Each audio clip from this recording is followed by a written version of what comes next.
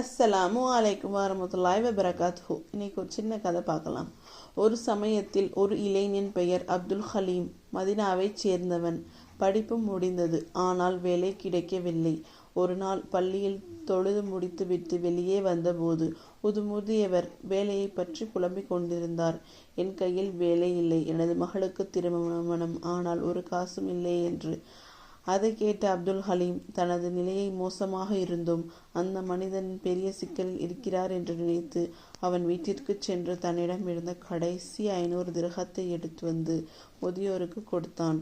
இது கொஞ்சம்தான், ஆனால் இது உங்களுக்கு தற்போதைய தேவைக்கு என்று சொன்னான்.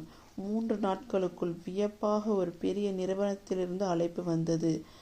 எதிர்பாராத வகையில் ஒரு பெரிய வேலை வாய்ப்பு.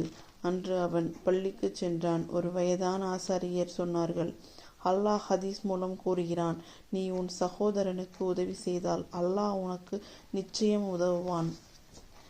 அப்போது அப்துல் ஹலீம் விழித்து கொண்டான். நான் அந்த முதியவருக்கு சிறிது கொடுத்தேன், ஆனால் அல்லாஹ் எனக்கு பெரிதாக வழங்கிவிட்டான் என்று நினைத்து அந்த வேலை மூலம் அவன் குடும்பம் உயர்ந்தது. மற்ற ஏழைகளுக்கும் உதவத் தொடங்கினான்.